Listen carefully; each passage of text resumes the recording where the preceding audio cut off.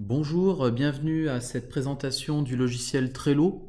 C'est un logiciel que l'on utilise ici à la MFR du domaine de la Saulce dans le cadre de la formation BTSA DATR, développement et animation des territoires ruraux. On l'utilise dans le cadre des modules sur la méthodologie de projet et également pour la réalisation des différents projets dans le cadre de cette formation, et il y en a un certain nombre. Alors, Trello, qu'est-ce que c'est? C'est un logiciel qui permet de faire de la gestion de projet. Voilà, ce logiciel utilise la méthode qu'on appelle Kanban, qui était utilisée dans les usines Toyota. Euh, En fait, pour la réalisation d'un projet, vous avez différentes colonnes, hein, trois au total. Une colonne des tâches à réaliser, une colonne des tâches qui sont en cours et une colonne des tâches qui ont été réalisées. Et donc on attribue ces différentes tâches à des personnes de l'équipe du projet. Ils sont chargés de réaliser ces tâches, d'alimenter l'information la concernant et ensuite de définir quand est-ce que cette tâche a été terminée. Et donc le chef de projet, lui, doit valider que chaque étape a bien été faite dans les règles qui ont été fixées et dans les objectifs qui sont demandés. Alors, pourquoi est-ce qu'on a été amené à utiliser ce logiciel-là? Ça nous ramène un petit peu aux objectifs. Par rapport à ces projets, en fait, on a constaté dans la formation BTS que les étudiants travaillaient assez facilement de manière coopérative, hein, c'est-à-dire que on leur donnait une tâche et qu'ils la réalisaient et la transmettaient à la personne qui était le chef de projet.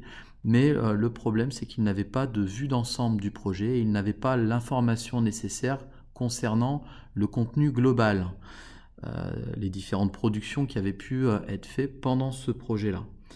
Et donc, c'était un manque quand même, parce que au final, lors des évaluations certificatives, certains jeunes, du coup, n'avaient pas suffisamment d'informations pour pouvoir faire un oral convenable. Et donc pour pallier à ce problème-là, on a décidé d'utiliser des logiciels comme Trello par exemple, qui a un avantage certain, c'est qu'en plus, il se trouve en ligne et que du coup les jeunes ont accès en ligne au logiciel Trello via des applications que l'on peut retrouver sur Android ou sur l'Apple Store. Et ça nous facilitait aussi un autre point, c'est-à-dire la gestion de l'alternance. En effet, les BTS ont un rythme un peu particulier. Ils sont entre 3 et 5 semaines en stage et 3 et 5 semaines à la maison familiale. Et l'alternance étant assez large et importante, le problème c'est que pendant l'alternance, les projets restaient souvent en stand-by et n'avançaient que trop peu. Et au retour, en fait, il y a toujours un temps de latence pour pouvoir se souvenir où on en était et qu'est-ce qu'il fallait faire comme tâche.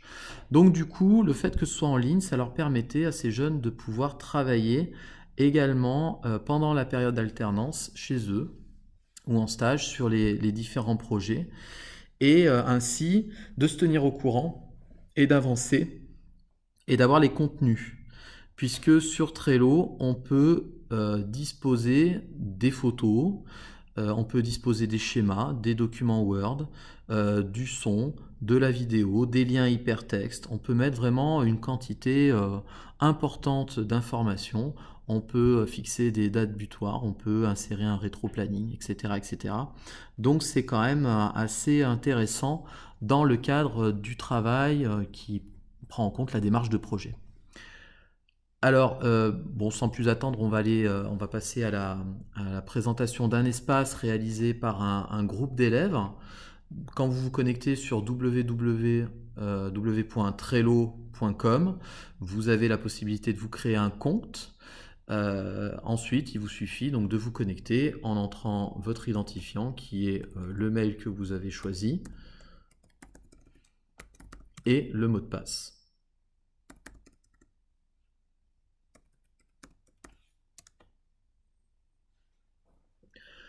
Vous arrivez dans un espace au démarrage où vous avez accès à tous les tableaux présents. tous les tableaux sur lesquels vous êtes inscrit. Voilà. Donc on peut mettre des tableaux dans les favoris, on peut mettre des tableaux aussi dans la partie personnelle. Aujourd'hui, beaucoup de BTS utilisent Trello pour gérer les différents projets qu'ils ont à faire avec les autres camarades étudiants, mais également aussi certains projets perso qu'ils ont. Donc ça, c'est aussi intéressant à constater. Alors, on va aller voir le projet qui s'intitule la restitution de la méga bannière. Quand on est sur un tableau lié à un projet, on a donc les différentes colonnes qui apparaissent. Donc là, on retrouve bien les 3 colonnes à faire, en cours et fait.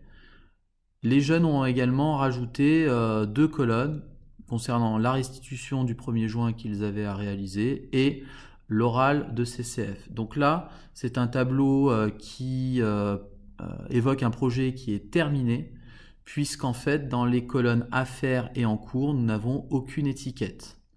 Les étiquettes sont ces éléments-là qu'on peut prendre et déplacer à son gré. On peut les déplacer dans une colonne, dans une même colonne pour les classer par ordre si on veut, et on peut aussi les déplacer d'une colonne à une autre si on le souhaite. Alors, quand on veut en fait créer une colonne, c'est assez simple, on clique ici sur ajouter une carte, on lui donne un intitulé, voilà, donc je vais l'appeler test, et on ajoute cette étiquette-là.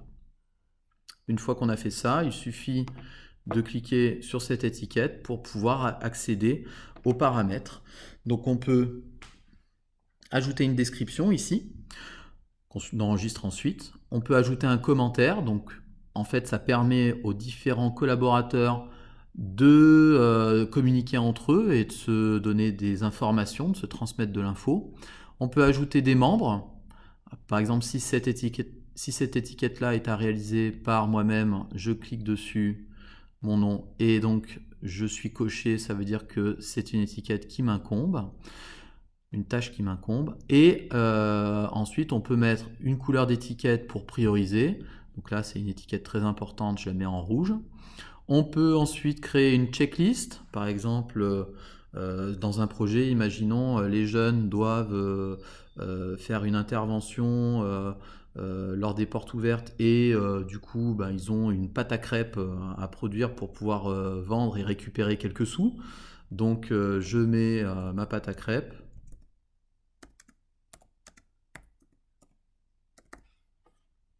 Voilà.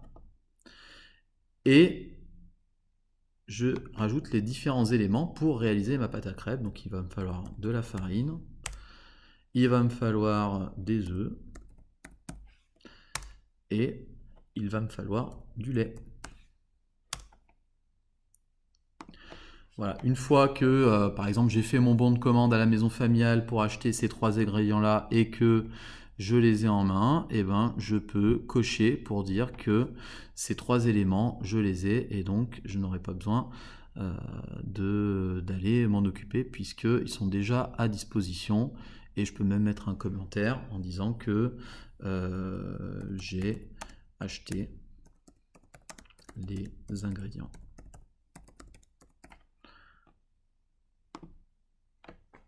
Voilà.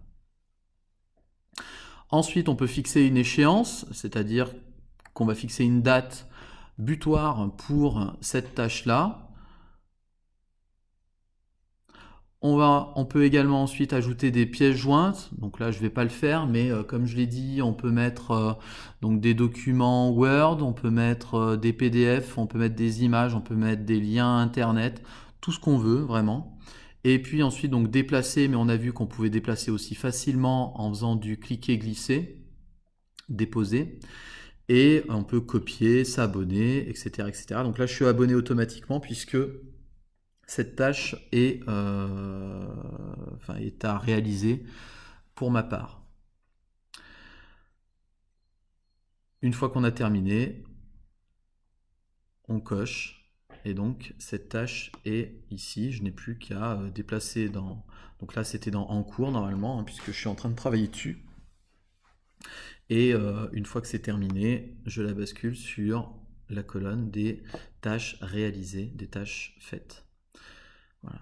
Donc là, les jeunes, on peut voir sur les différentes étiquettes, hein, on a les commentaires qui apparaissent, les pièces jointes quand elles sont disponibles et également des photos qu'on peut mettre en présentation de cette manière-là. Les dates, quand elles sont en vert comme ça veut dire que c'est accompli.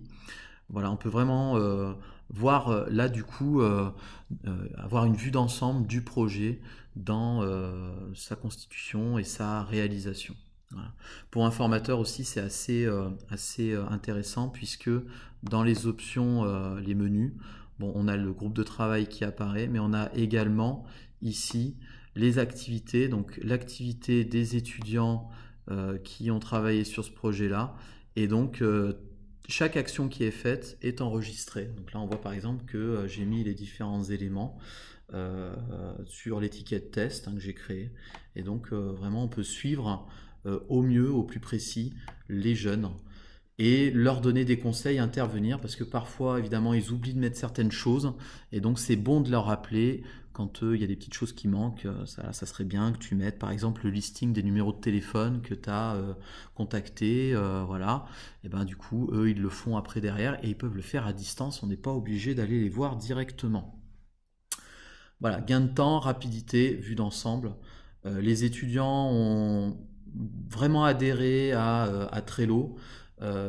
Certains voyaient ça avec un petit peu de crainte, c'est-à-dire on va être fliqué, on va vérifier ce qu'on fait, mais à partir du moment où on travaille dans la confiance mutuelle et où on travaille dans le projet, voilà, l'idée c'est de vraiment montrer ce qu'on fait. C'est profitable pour eux puisqu'au bout du compte, ils bénéficieront du travail de l'ensemble. Et donc là, on est vraiment dans le collaboratif. Ils travaillent ensemble vers le même but, vers le même objectif. Et à la fin, ils bénéficient de l'ensemble de tout ce qui a été réalisé pour travailler leur CCF. Et donc là, ils ont même fait une petite colonne CCF pour préparer le jour J. Donc pour moi et pour mes collègues, c'est une réussite. Trello a répondu à nos attentes concernant le travail collaboratif et aussi cet aspect de l'alternance qui était vraiment un frein au départ et qui aujourd'hui ne pose plus de problème puisque les jeunes peuvent travailler aussi pendant cette période-là et ils ont accès à vraiment à toute l'information qui est produite. Voilà, donc c'était la présentation de Trello. Eh bien, merci à vous, merci de votre attention et puis bonne continuation.